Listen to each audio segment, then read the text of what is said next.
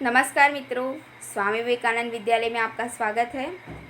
आज मैं यहाँ पर आपको विषय हिंदी में कक्षा 7 में आपको पाठ 2 जो है चैप्टर नंबर 2 जो आपको एक कविता के रूप में दिया है, तब याद तुम्हारी आती है।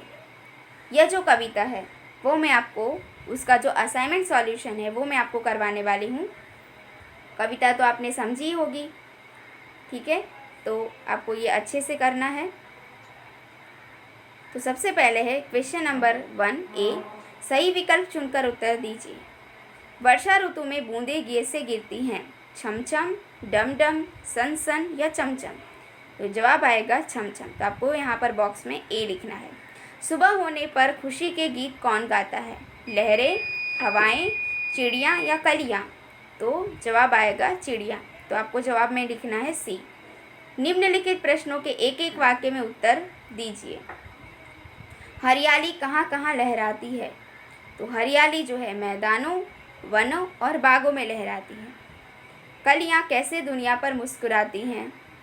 तो कलियाँ दरवाजे यानी कि पंखुड़ियाँ खोलकर दुनिया पर मुस्कुराती है। प्रश्न नंबर 3 है, शब्द के विरोधी शब्द लिखिए। जो आपको शब्द दिए उसका विरोधी शब्द आपको लिखना है। जैसे है यहाँ पर बाहर तो होता है अंदर, ठंडी तो होगा गर्मी। प्रश्न नंबर 4, निम्नलिखित प्रश्नों के 2-3 वाक्य में उत्तर दीजिए। कवि को ईश्वर की याद कब आती है?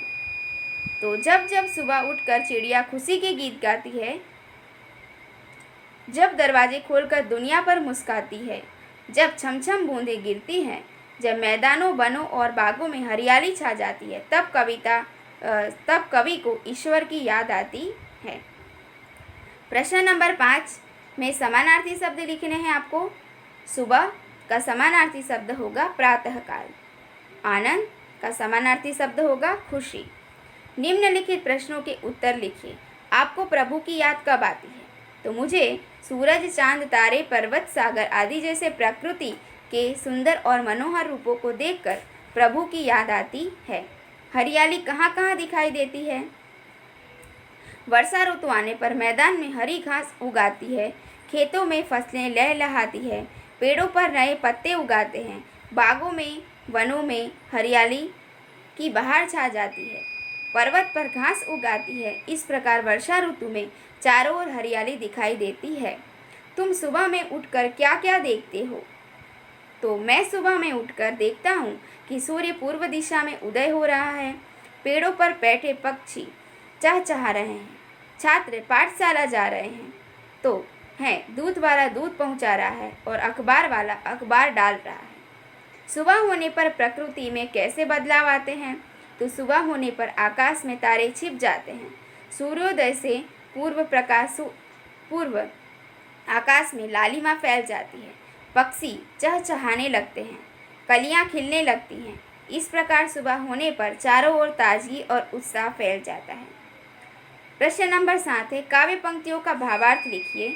जब छम छम बूंद गिरती है, बिजली चमचम कर जाती है। तो इसका अर्थ होता है वर्षा ऋतु में बादल बरसने लगते हैं, बारिश की बूंदें ऐसे छमछम करके गिरती है जैसे वे नृत्य कर रही हो। बारिश का नृत्य देखकर मानो आसमान खुश होकर बिजली चमका रहा हो। प्रश्न नंबर 8, रिक्त स्थान को पूरा कीजिए। मैदानों और बागों में खाली जगह लहराती है तो हरियाली। प्रश्न नंबर 9, काव्य पंक्तियों को पूर्ण कीजिए। जब छम छम तुम्हारी आती है। तो ये जो काव्य पंक्ति आपको पूरी लिखनी है।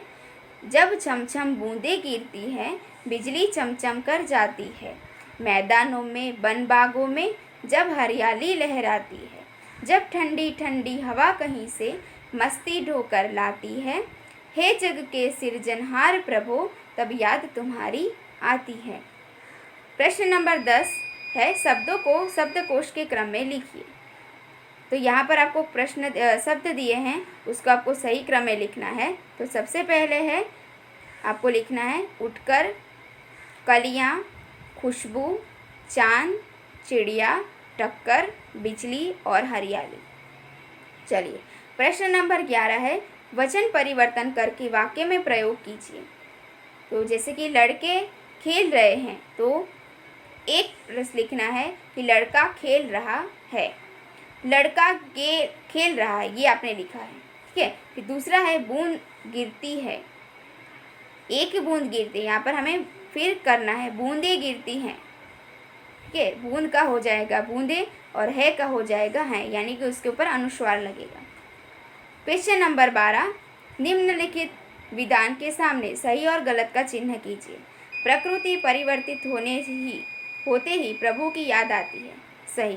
सुबह कोयल खुशी के गीत गाती है। तो ये जो दो वाक्य है, तो पहला प्रकृति परिवर्तित होते ही प्रभु की याद आती है, वाक्य सही है।